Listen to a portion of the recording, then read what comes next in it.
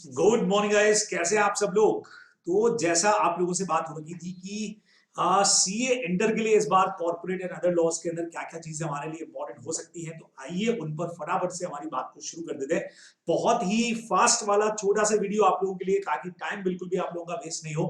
तो मैं इस बार आपको बता देता हूं कि क्या कुछ चीजें एग्जाम के हिसाब से इंपॉर्टेंट हो सकती है। फिर से आपको क्लियर कह दूं कि वैसे तो पूरा कोर्स ही इंपॉर्टेंट है, लेकिन इन चीजों पे आपको ज्यादा फोकस करके जाना चाहिए इस बार के एग्जाम पर्पज से। सबसे पहले बच्चों, स्मॉल कंपनी। देखिए, ओपीसी पर इस बार क्वेश्चन आ चुका था, तो चांसेस बनेंगे कि स्मॉल कंपनी सेक्शन 2 क्लॉज 85 पे क्वेश्चन बन सकता है। सेक्शन नंबर 3 है जो reduction in number of members पर बात करता है। सेक्शन नंबर 10 ए जो कमेंसमेंट के सर्टिफिकेट पर बात करता है। उसके अलावा बच्चों, डोक्राइन ऑफ इंडोर मैनेजमेंट आपको पढ़ के जाना चाहिए, और आर्टिकल्स के अल्टरेशन को भी देख करके जाना चाहिए कि उसमें किस तरीके से अल्टर हो सकता है। सेक्शन 27 कहता है variance in the terms of contract और ऑब्जेक्ट इन प्रोस्पेक्टस वाला अपना एक टॉपिक है बच्चों। इस बार यहां से क्वेश्चंस थोड़े से कम थे, इसलिए चांसेस हो सकता है, मतलब नवंबर में कम थे तो जनवरी में आने के चांसेस हो सकते हैं। फिर उसके बाद में सेक्शन 31 सेल्फ प्रोस्पेक्टस और 32 रेड हेरिंग पे बात करता है। हाँ, क्वेश्चन का पोर्शन जो है वो लगभग नहीं के बराबर था नवंबर अटेम्प्ट के अंदर, नवंबर 20 में प्रोस्पेक्टस वाले चैप्टर से। तो चांसेस हो सकते हैं कि यहां से काफी चीजें आपसे पूछी जाए। तो shelf prospectus, red herring, section 34 35 जो सिविल और क्रिमिनल लाइबिलिटी का पॉइंट है बच्चों, वो अपने को जरूर यहां से देख करके जाना चाहिए। फिर डिफरेंशियल वोटिंग राइट आप लोग देख करके जा सकते हैं। डुप्लीकेट शेयर सर्टिफिकेट का सेक्शन नंबर 46 क्लॉज 2 में एक छोटा सा प्रोसीजर देके रखा है, वो आपको जरूर देखना चाहिए। 48 हमारा जो शेयर होल्डर के राइट में वेरिएशन की बात करता है, उस प्रोविजन को देख करके जाया जा सकता है। डिस्काउंट पर नवंबर 20 में क्वेश्चन था, तो सिक्योरिटी प्रीमियम पर क्वेश्चन बन सकता है। उसी तरह से redemption of preference share section number 55 भी हो सकता है important. Section number 58 refusal to register transfer of shares का हमारा एक पॉइंट है, जिसके प्रोसेस के अंदर काफी चीजें दे रखी है आपको, तो वो देख करके जानी चाहिए। सेम उसी तरह से 59 भी जो मेंबर्स के रजिस्टर में रेक्टिफिकेशन की बात करता है, वो भी हमको जरूर देखना चाहिए। Section number 62 further issue of shares की बात करता है बच्चों। अच्छा पॉइंट है, पिछली बार एग्जाम में नहीं था। इसके आसपास की चीजें, reduction in share capital, bonus issue, वो सब पिछली बार एग्जाम के अंदर आ चुके हैं। तो फर्दर इश्यू के चांसेस बनेंगे। सेक्शन 67 68 भी इंपॉर्टेंट हो सकता है बायबैक वाला, लेकिन 67 काफी अच्छा पॉइंट बन सकता है, जहां पे कंपनी रिस्ट्रिक्शन लगाती है किसी तरह का लोन या गारंटी देने में अपने शेयर्स को परचेस करने के लिए। इसके स्पेसिफिक प्रोविजन देकर के रखे, जो आपको पढ़ करके जाने चाहिए। चलिए जी, 71 डिबेंचर ट्रस्टी के ऊपर बात करता है। 87 वाले सेक्शन की बात करूं बच्चों, चार्जेस का, रजिस्ट्रेशन ऑफ चार्ज का क्वेश्चन पिछले अटेम्प्ट में आ चुका है। तो हो सकता है कि चार्जेस के रजिस्टर में कैसे रेक्टिफिकेशन किया जाए, या सेटिस्फेक्शन ऑफ चार्ज वाला पॉइंट शायद एग्जाम में आने के चांसेस इस चैप्टर से बन जाए, अगर इस बार ये क्वेश्चन आता है तो। चलिए जी, पब्लिक डिपॉजिट की सीलिंग लिमिट मैंने पिछली बार कहा था इंपॉर्टेंट हो सकती है। सीलिंग लिमिट्स के ऊपर क्वेश्चन आ चुका है, बन चुका है। एलिजिबल कंपनीज क्या होगी, ये भी क्वेश्चन बन चुका है। तो स्टार्टिंग में जो आपको एक्सेप्टेंस ऑफ डिपॉजिट के रूल्स दे रखे हैं, उनके ऊपर क्वेश्चन बनने के चांसेस हो सकते हैं, तो वो आपको पढ़ करके जाने चाहिए। फिर उसके साथ ही बच्चों, अगर मैं बात करूं सेक्शन नंबर 90 की, जो registration of significant beneficial owners के ऊपर बात करता है, 89 90 का जो एक सेटअप है, उस पर कोई क्वेश्चन बन सकता है। 92 एनुअल रिटर्न, बढ़िया पार्ट है। 96 में बच्चों एजीएम पर कोई क्वेश्चन पूछा जा सकता है। 101 जो हमारा नोटिस का सेक्शन है, जहां 21 क्लियर डेज के नोटिस वगैरह पे पॉइंट हमारे बन सकते हैं। जी हाँ, पिछली बार 103 पर हमारा कोरम पर क्वेश्चन बन चुका था, तो 105 प्रॉक्सी पे चांसेस है कि क्वेश्चन पे बन जाए, या 106 रेस्ट्रिक्शन ऑन वोटिंग राइट के ऊपर, या 115 जो रेजोल्यूशन रिक्वायरिंग स्पेशल नोटिस है, या 117 जो कहता है कि भाई कौन से एग्रीमेंट रेजोल्यूशन आरओसी को फाइल करने चाहिए। कोई एमसीक्यू भी बन सकता है, या छोटा मोटा क्वेश्चन बन सकता है। सेम उसी तरह से 118 मिनट्स के ऊपर क्वेश्चन बनने के चांसेस इस बार हो सकते हैं। चलिए जी, अगर डिविडेंड वाले चैप्टर में पहुंच जाऊं, तो पिछली बार डिविडेंड के दो क्वेश्चंस थे बच्चों, जहां पे आप लोगों को इंटरिम डिविडेंड और in case of insufficient profit के डिविडेंड के क्वेश्चंस पूछे गए थे। तो हो सकता है इस बार इन्वेस्टर एजुकेशन प्रोटेक्शन फंड पे कुछ पूछ लिया जाए, या सेक्शन 127 में punishment for failure to distribute dividend के अंदर काफी सारे प्रैक्टिकल पॉइंट्स कवर रहते हैं, उन पर क्वेश्चन पूछा जा सकता है।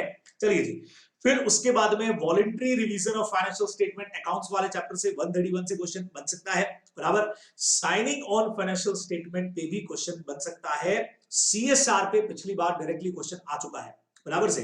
देखिए नेफ्रा भी इंपॉर्टेंट रहता है, लेकिन नेफ्रा और सीएसआर कमिटी पे पिछले अटेम्प्ट में क्वेश्चन था कमेंट लिखने के लिए, तो मुझे लगता है कि सीएसआर पे कोई प्रैक्टिकल क्वेश्चन कैलकुलेशन वाला, कैलकुलेटिव वाला या और कोई जो सीएसआर की शेड्यूल 7 की टर्म्स है उसके ऊपर कोई क्वेश्चन बन जाए तो ये अपने को देख करके जाना चाहिए। 139 के अपॉइंटमेंट पर पिछले अटेम्प्ट में क्वेश्चन था, तो कैजुअल वैकेंसी बढ़िया हो सकता है, या 140 में रिमूवल रेजिग्नेशन वाला जो पॉइंट है ये बढ़िया हो सकता है बच्चों। उसके अलावा जो प्रोहिबिटेड सर्विसेज है 144 वाली, वो अपने को जरूर देखनी चाहिए। और एक बड़ा सा सेक्शन इन सब में कई बार लगता है 447 का पनिशमेंट फॉर फ्रॉड, वो अपने को देखना चाहिए। देखिएगा, तो अब हम कहेंगे सर इतने सारे सेक्शंस आप तो इंपॉर्टेंट बता रहे हो बच्चे, टोटल आपके कोर्स में 148 सेक्शंस हैं, 148 सेक्शंस आप लोगों के कोर्स में है, और मैं आपको उसमें से सिर्फ 40 पॉइंट पढ़ने के लिए बोल रहा हूं, तो अपने आप से काफी चीजें मैंने कम यहाँ पे कर दी है। ये चीजें एग्जाम के हिसाब से इस बार हो सकती है इंपॉर्टेंट। चलिएगा, इंडियन कॉन्ट्रैक्ट एक्ट पे आऊं बच्चों, तो 129 कंटिन्यूइंग गारंटी बढ़िया रह सकता है। 133 जो इंडेमनिटी और गारंटी में variance in terms of contract का पार्ट है, वो क्वेश्चन बना सकता है। या 136 जहां पे टाइमिंग वाला एक पॉइंट है जो एनआईए से मैच करता है बच्चों की श्योरिटी डिस्चार्ज नहीं होगा अगर थर्ड पर्सन के साथ मिलकर टाइम को हमने इंक्रीज किया है, बराबर।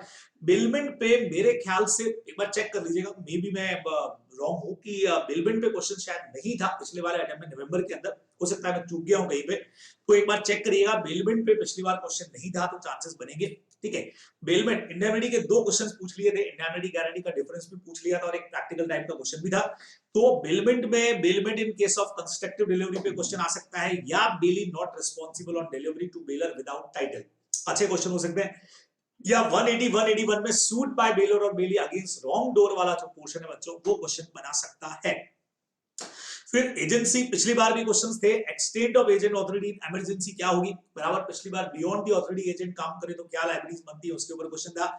इस बार एजेंसी कवर्ड विद इंटरेस्ट 202 या 215 216 जहां ट्रांजैक्शन प्रिंसिपल कैंसिल कर देता है, या एजेंट जो है वो अपने अकाउंट से कोई डील नहीं करेगा, नहीं तो वो प्रिंसिपल को प्रॉफिट्स रिटर्न करने के लिए लायबल होगा, वो पार्ट के ऊपर क्वेश्चन बन सकता है इंडियन कॉन्ट्रैक्ट एक्ट से।